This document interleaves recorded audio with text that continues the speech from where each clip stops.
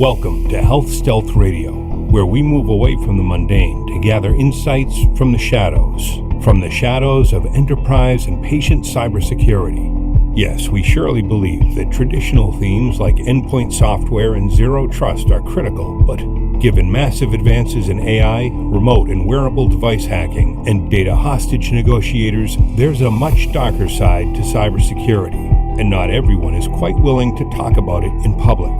Health Stealth Radio will thrive on these topics and encourage fireside spats to debate them. Here's your host, Frank Catita.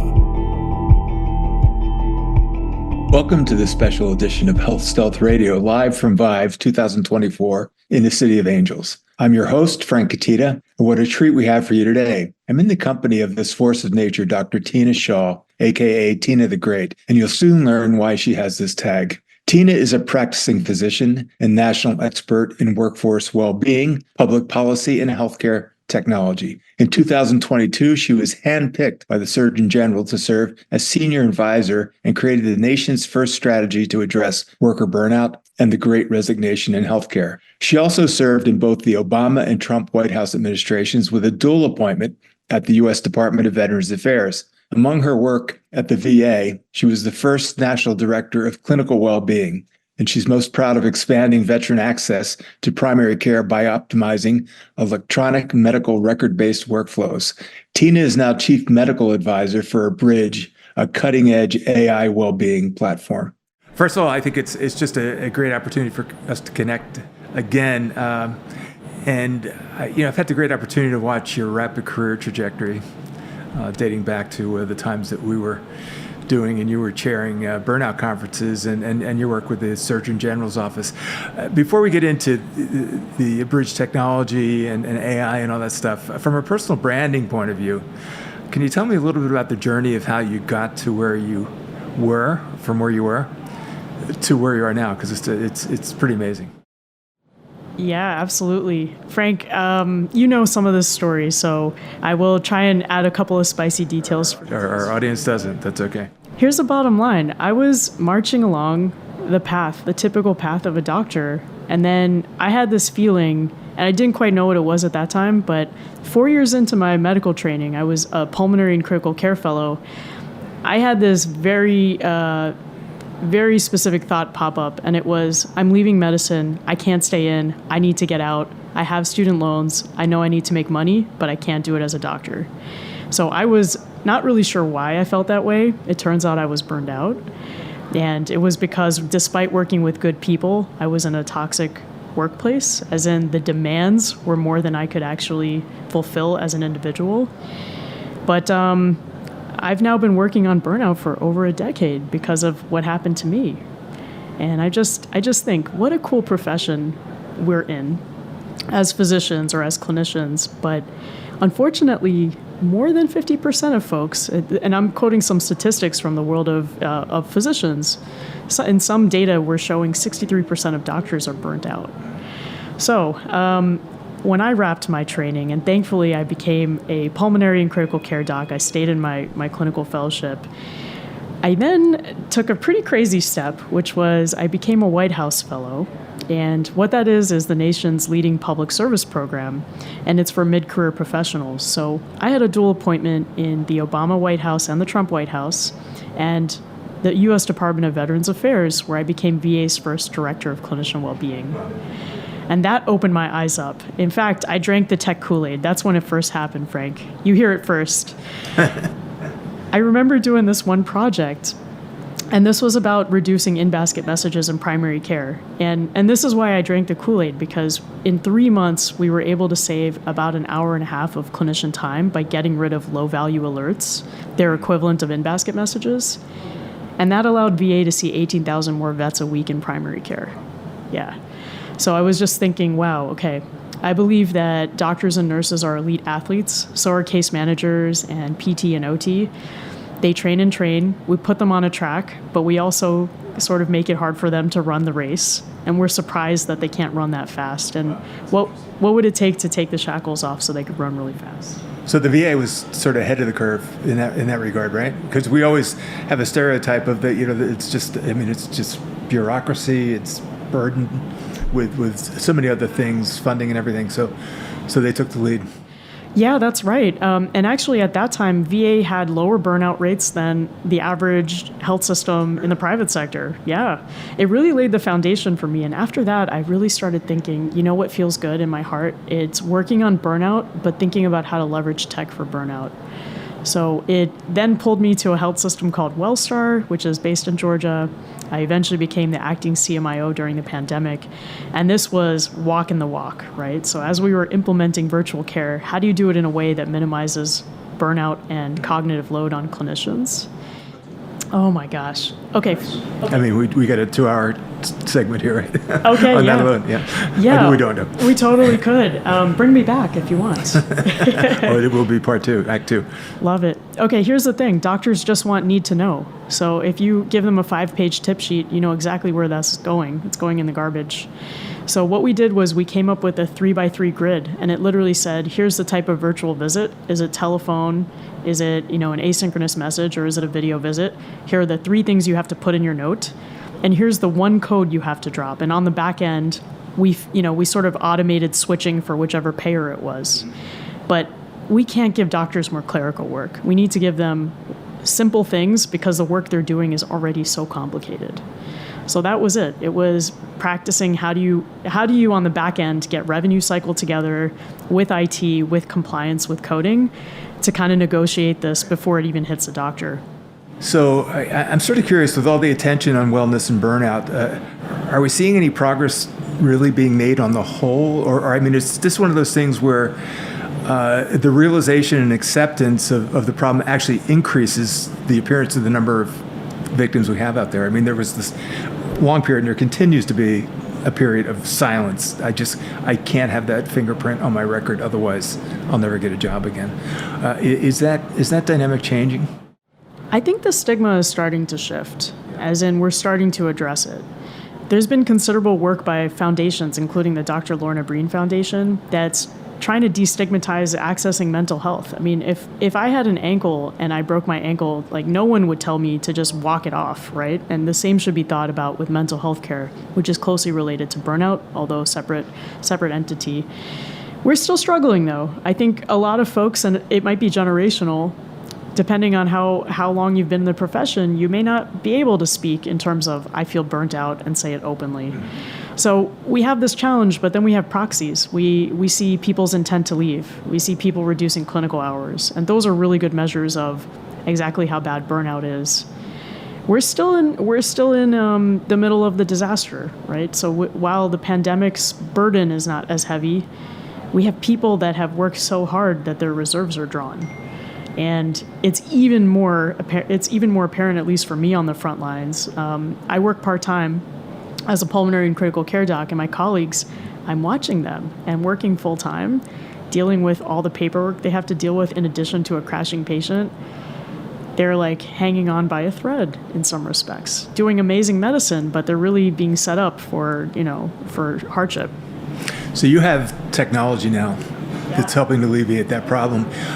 The global branding guy that I am is a student of what's being called AI washing. It's just like greenwashing used to be, where everything has to be sustainable. Everything has to have AI, regardless of what the product is.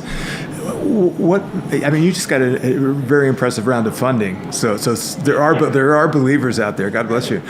So what is it that's making a bridge different, and people are saying this isn't just another AI washing product? This is the first time I've seen a company, and I'm just feeling privileged to be part of it, but at the helm of the company is the highest level of scientific expertise alongside the highest level of clinical expertise. So if you really look at others in the space of Gen AI, they may have one or the other, but we're publishing scientific papers and have the most number of papers published on transformers in healthcare. And this year we launched a Bridge Research Center. We're going to be doing the same on the clinical side. But, when it gets down to it, our CEO still rounds. In fact, he's finally on a flight to come to Chime because he was on service over the weekend. Wow. I'm still working in the hospital. And I think having that constant pulse as being users really helps. The second thing is we own our entire tech stack.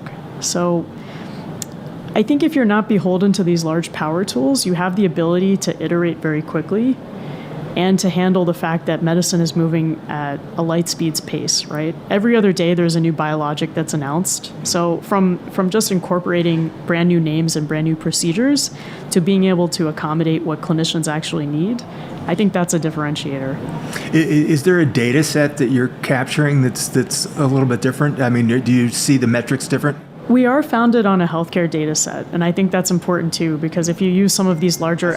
As opposed to horizontal with other industries? That's right. So, some of these, so if you think about ChatGPT, for example, that is a data set that's ingested everything from the web, not just healthcare pertinent data. So it's a known fact that it may not be as good as a healthcare data set that's really focused, right? There may be some misinformation included in that. So I think that is one of the things that really kind of sets us apart. But we're starting to see some really cool data. In fact, we're actually now using validated tools to measure burnout and to measure cognitive load, to measure time saved. And we're even starting to get into, well, what's the revenue impact? How much better is billing and coding because of this tool? And our early results are really promising. Really? Yes. That's fascinating to hear. Yeah. That's fascinating to hear. Do you feel that your prospects go through, I think you might have mentioned it with the generational word. I wrote an article called The Skepticism Maturity Model. So could you tell me a little bit about when you talk to customers you might be in with your business development folks and stuff like that? What do you see generationally? I see skepticism maturity model being Marcus Welby, 80% of it is intuition, 20% of it is technology, and then the Young Turks, which is 20% technology, 20% intuitive, and 80% because they didn't have the intuitive part yet. What do you see in terms of convincing people that this is going to produce the ROI or return on outcomes? There's something very special when you're a physician, you're experiencing the hardship of taking care of patients on the front lines, and then you're talking about your experience with the technology. I think being able to give that credibility is a big door opener. But I think the biggest thing is that when people experience the technology for the first time, you sort of see this sense of delight. And I don't want to toot our own horn. That's not what I'm trying to do. You should. But not only are we, and it's so funny, sometimes we have these demos where we end up prescribing crazy things like a brain transplant, when someone starts off with shortness of breath. It's all for fun. Shock factor, sure. Right, but it's a purpose of helping people understand how the technology works, right? So they see the output of the note, which comes within, a very short period of time. Usually our turnaround's less than a minute. But we have the second piece too, and it's instant auditability. So let's say you're looking at the SOAP note that was drafted by a bridge. You can highlight any part of the text and it immediately pulls up where it came from in the transcript. So I'm an AI skeptic. I'm not a machine learning engineer, but that would convince me because I know exactly where these words are coming from. That's interesting. So you know me well enough, and I'm totally obsessed with the patient, the other patient that clinicians are taking care of. I'm curious about your perspective on the relationship between clinical burnout and patient mental health. During my 100-day stay, I did a lot of writing and became aware of what was going on around me, and I used to call it what was a loneliness palooza between myself and the people that were taking care of me. I mean, I was incredibly lonely because I was holed up 23 hours a day without seeing people. Just during the worst of times, obviously. And my clinicians would come in and find out that I was writing about loneliness, about myself, and they said, well, you got to suck it up. Do you know how lonely I am? So could you tell me about what you see as the intersection of the real patients as opposed to the clinical? Wow. You're triggering a lot in my head because I think I've been the doctor on the other side. And it's so ironic that both patient and clinician are experiencing the same symptoms. That just further attests to we've designed our healthcare system to break relationships, not strengthen it. It also sort of forces the patient in a way that if you're anyway empathetic, that you feel like you have to treat your caretaker. Like, what can I do for you to make me less lonely, to make it easier for you to be lonely? Yeah. Or less lonely. Yes, that's right. I mean, and what we want is patients to focus on their health. We don't want them to be worrying about their clinician. But, there was a really interesting thing VA did a few years ago where they journey mapped the experience of a patient going through a primary care clinic. And they did the same for a clinician. And they found that most of the time the pain points were identical. Yeah, so we know now that the patient and clinician's experience are so closely connected that we should be approaching any intervention as how do we address both? If we only focus on patient experience and let's say, ask nurses or doctors to do more things without giving them resources, we're going to fail. And if we only focus on clinician experience, we may miss a crucial part. Only clapping with one hand. That's right. So this is what's really interesting about a bridge. A bridge gets it. In fact, the first technology we built was to summarize medical conversations for patients, so that a patient could just be present with their scribed in through any form that it's entered in the conversation. So it would listen just like it does now for quite doctors. Literally listening. Yeah. It would listen and it would generate a transcript that was really called down to the medical parts of the conversation. So if we had talked about the Super Bowl or Taylor Swift, it would have taken that out. Yeah. And that's sort of when we went from patient to clinician. But by the way, that patient app is being used by several 100,000 people. We consider it a public good. It's actually available on the App Store. So the patients are actually using it outside of the facility? Yeah, that's right. So there is a patient-facing app we have. It's not the same technology exactly, but it does a really good job of trying to summarize what happened in the visit. And I think all of that is going back to what you said about loneliness.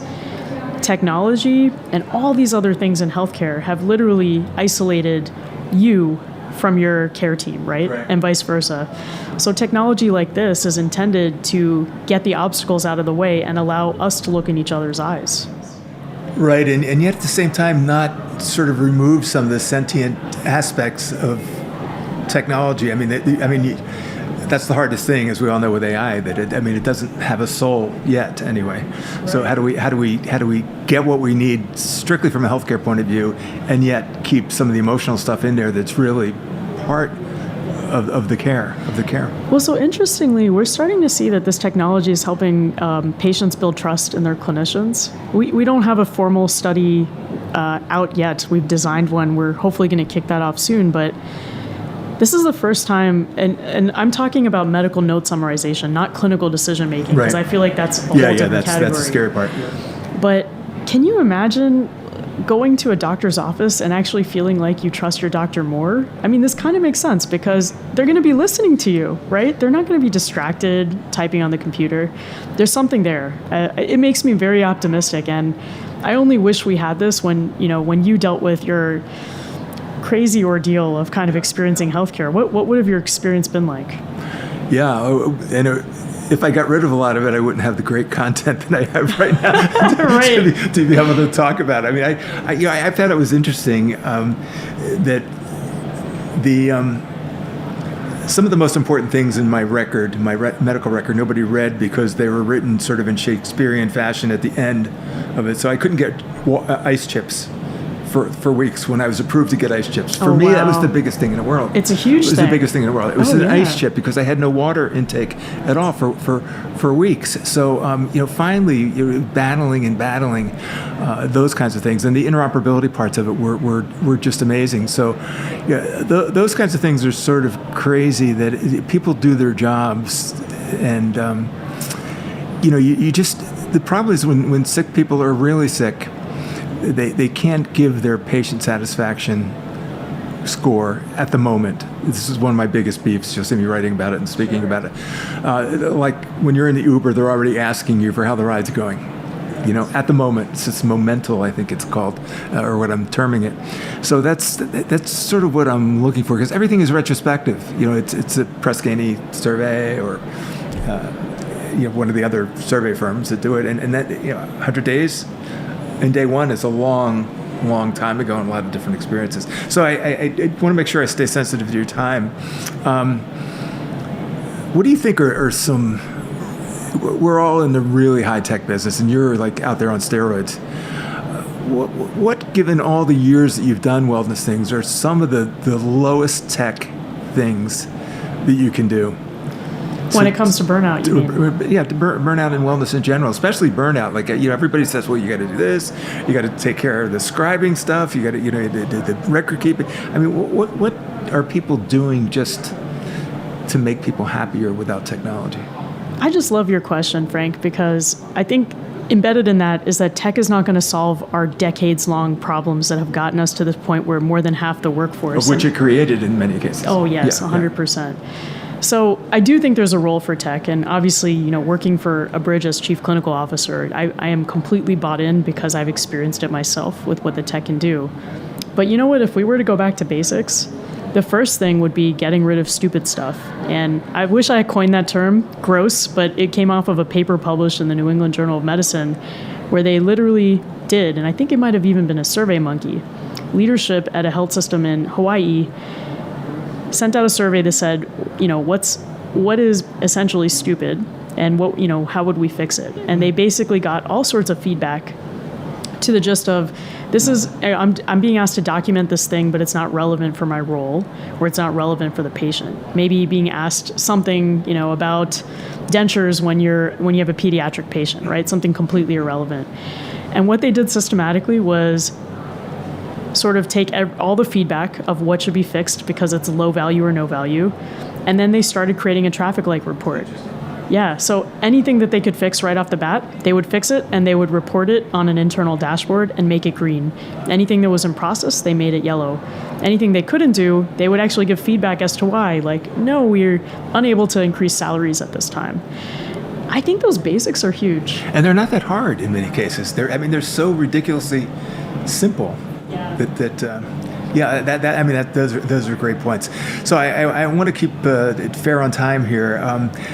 You've gone through your own burnout. That's what sort of got you into this. I'm just curious. I ask all of my interviewees, what do you do personally to establish this work-life balance of your own? How do you get away with it? I mean, you're in medicine. Thank you for joining us now today in venture in the capital shadows business. for this episode of Health stress, Stealth Right, I Radio. have 2 intense with jobs. I Frank actually didn't Catita. know that there could be If you something like more the intense in the program, ICU. please Exactly, be sure exactly. to And then share you your gotta talk to comments journalists on and our people like this. social It's media really sites, intense pressure. or feel What free do to you- what do contact you- us what do with you do to get away? suggestions for new I have 2 stealthy components. show One is themes. what can I control, which We is look like my forward to personal welcoming you resilience, again and for I our started next exercising again in the broadcast. morning. In the and it's meantime, very hard because stay I mostly safe want to out wake there. up at Motivation issues. exactly, but it sets me up for the day. So a piece is saying who's the most important out of all the things I have to do. What's the most important? It's taking care of myself. So thinking about working out, sleeping, nutrition, those are probably the bigs. But I'm also going through this exercise nearly every week, which says burnout is caused by when the job demands outweigh the job resources. And I look at with my calendar, I think about, do I have enough resources to do the jobs I said I would do? And if not, what do I need to do to shift that balance? And that's an employer issue as well. Right. It's a self issue because we tend to be perfectionists in healthcare, but it's also an employer issue. And what I love, at least about where I work, is that we have the entire leadership open to considering what would it mean to be a truly employee well-being focused company. But in lieu of that, there's so much you can do as an individual. And this is sort of recognizing that you've kind of exhausted what your human capacity is, and then raising the flag to have someone help you manage what is truly right-sized for what you can do by yourself. Well, I just can't thank you enough for getting together again. It's been a while, and it's just great catching up, and the stuff that you're doing is amazing. And again, there will be an act 2 to this that we have to follow up on because I got many more questions. I'm going to hold you to that. Okay, love that. Okay, thanks, Tina. Thank you. Thank you for joining us today in the shadows for this episode of Health Stealth Radio with Frank Catita. If you like the program, please be sure to share your comments on our social media sites, or feel free to contact us with suggestions for new and stealthy show themes. We look forward to welcoming you again for our next broadcast. In the meantime, stay safe out there.